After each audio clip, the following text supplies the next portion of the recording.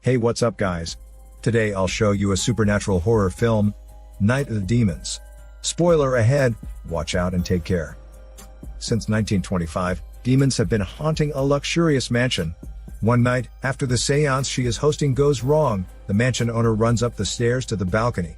She ties a rope around her neck, intending to hang herself for some unknown reasons. Her lover tries to stop her, but the owner does not believe that it is really her lover.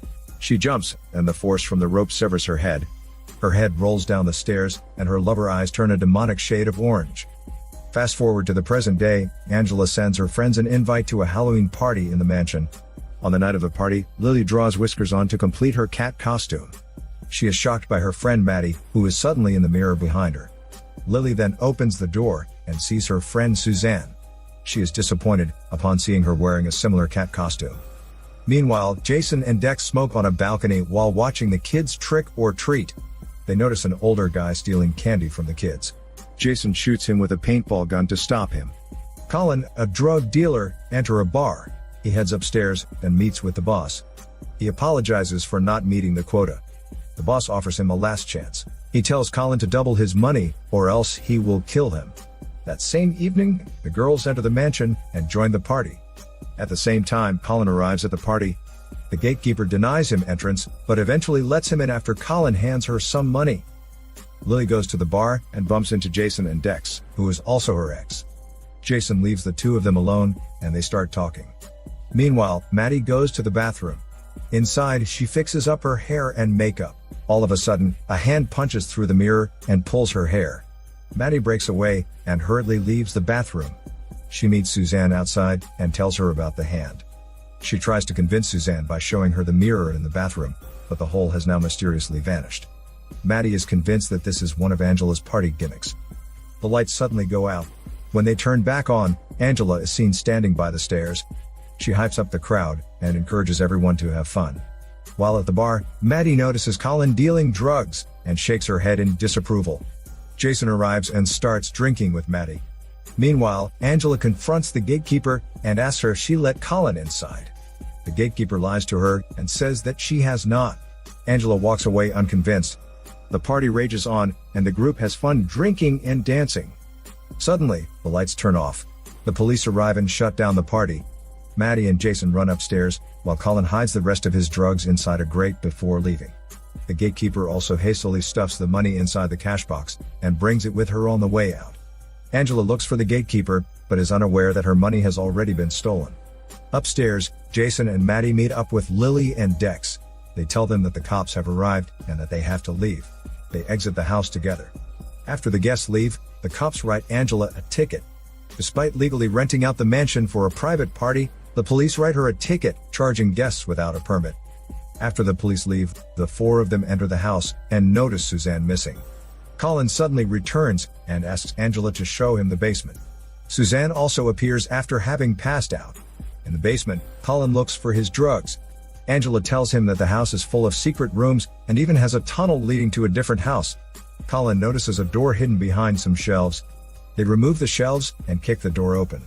Inside the secret room, they find 6 dead bodies, much to their shock. Angela calls everyone downstairs, and shows them the bodies.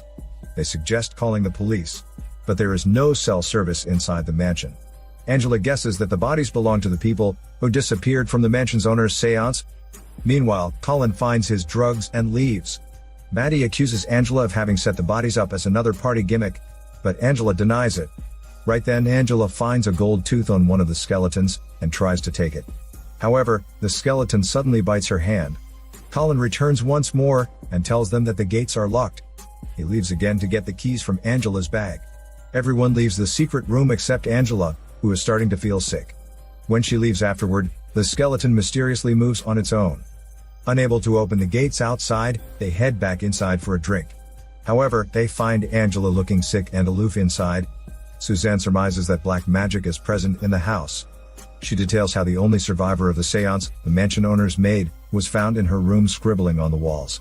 It's said that the mansion owner was apparently in love with her friend, so she attempted to use black magic to make the man never leave her. Unfortunately, she contacted evil spirits, who tricked her into inviting 6 friends over for a seance. At the seance, 6 people vanished, and the mansion owner died from hanging herself, causing the maid to go crazy. Feeling worse, Angela heads to the bathroom. Her head violently shakes, and her eyes turn the same demonic orange color as the mansion owner's lover. Her hands turn into claws, but quickly return to normal. Obviously, Angela has now turned into a demon. She returns to the group and counts 7 people. She joins her friends to spin the bottle, while Dex and Jason are forced by the game to kiss. Dex spins the bottle, and it points to Angela.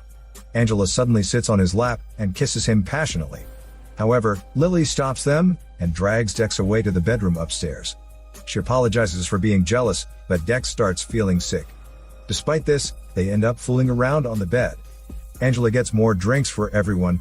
Colin looks for another gate, but Angela tells him that there is none.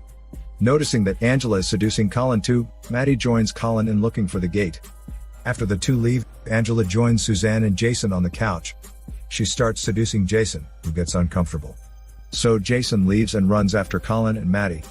However, Dex suddenly turns into a demon, and Lily screams in pain. She starts turning into a demon herself, and GPS tentacles sprout from her. Worms fall from Dex's mouth. Meanwhile, Angela leads Suzanne into a secluded room. While dancing together, Angela momentarily reveals her demon appearance.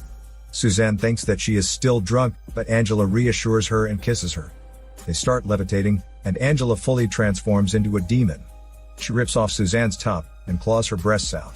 She then bites off Suzanne's face. Outside, the 3 fail to find another gate. So they return to the mansion, and Jason goes to the bathroom. He is surprised to find Lily inside. She seductively gives Jason lipstick and asks him to fix her makeup. He draws whiskers on her cheek, but Lily stops him. She pulls down her top, then takes the lipstick from Jason and shockingly inserts it into her body. She then pulls out the lipstick from her smelly gown, which starts bleeding copiously.